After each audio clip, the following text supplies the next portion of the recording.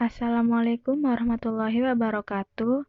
Perkenalkan, kami dari kelompok 1 yang beranggotakan Fadia Eka Pratiwi dan Holidatul Hamidah. Pada presentasi kali ini, kami akan menjelaskan tentang analisis puisi Indonesia kontemporer dengan judul Perjalanan Kubur karya Sutarji Kalsumbahri. Yang pertama yaitu pengertian sastra Indonesia kontemporer. Sastra Indonesia kontemporer merupakan karya sastra yang berkembang di masa sekarang serta dianggap sebagai sastra yang muncul mengobrak-abrik tatanan sastra terdahulu dengan alasan sastra kontemporer tidak sesuai dengan konvensi-konvensi yang telah ditetapkan dalam sastra. Selanjutnya yaitu pengertian puisi. Puisi merupakan susunan kata yang dipilih dan dirangkai oleh penyair untuk menimbulkan efek dan daya sentuh dengan makna lebih luas. Selain itu, puisi juga diartikan sebagai hasil penafsiran penyair terhadap kehidupan seseorang.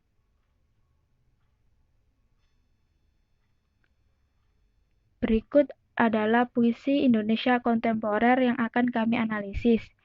Judulnya Perjalanan Kubur karya Sutarji Kalsumbahri.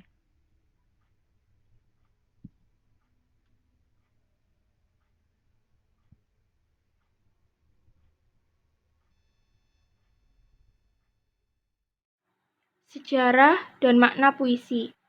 Puisi Sutarji Kalsumbahri, Perjalanan Kubur, yang ditulis pada tahun 1977 tersebut sangat populer dan sering dibacakan dalam berbagai lomba.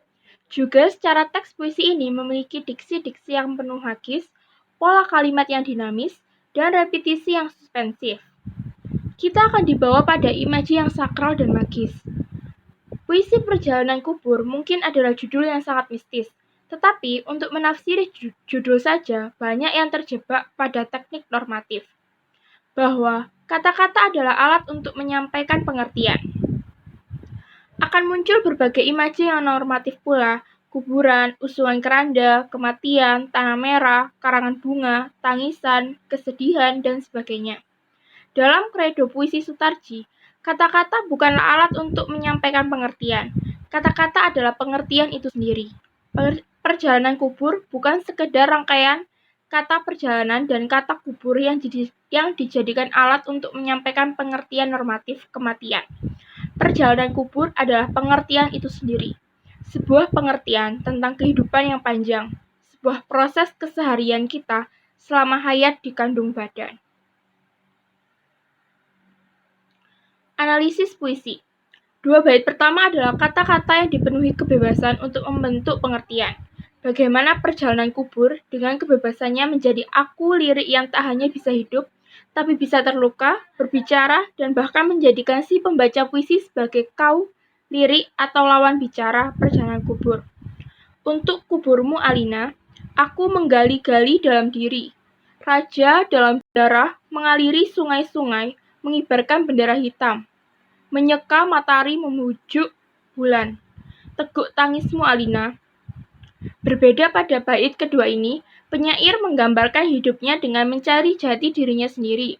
Semakin dalam mencari apa maksud hidupnya, sampai ia menemukan apa yang telah ia lakukan dan apa yang akan ia lakukan. Pada bait ketiga, penyair menekankan bahwa semuanya mempunyai akhir. Ini digambarkan pada liriknya. Sungai pergi ke laut membawa kubur-kubur. Laut pergi ke awan membawa kubur-kubur. Awan pergi ke hujan membawa kubur-kubur. Hujan pergi ke akar, ke pohon, ke bunga-bunga, membawa kuburmu Alina. Menceritakan bahwa kehidupan seperti siklus air. Sungai adalah anugerah Tuhan yang mengalir dan berujung pada suatu pusat yakni laut. Dan laut adalah akhir dari aliran sungai, yang berarti sungai itu tidak kekal, namun kemudian air laut itu menguap hingga menjadi awan. Laut itu tak kekal dan berakhir di awan. Dilanjutkan dengan awan yang menjadikan hujan. Itu berarti awan tak kekal, hingga berakhir menjadi hujan. Hingga pada akhirnya hujan itu turun kembali berbentuk air, dan air itu diserap oleh tumbuhan. Ini bisa diartikan sebagai kehidupan manusia yang seperti siklus air. Manusia adalah anugerah Tuhan yang memiliki akhir. Penyair mengamanatkan manusia agar ia bisa berguna untuk dirinya sendiri di akhir kehidupannya nanti, seperti hujan yang pada akhirnya dapat berguna bagi tumbuhan.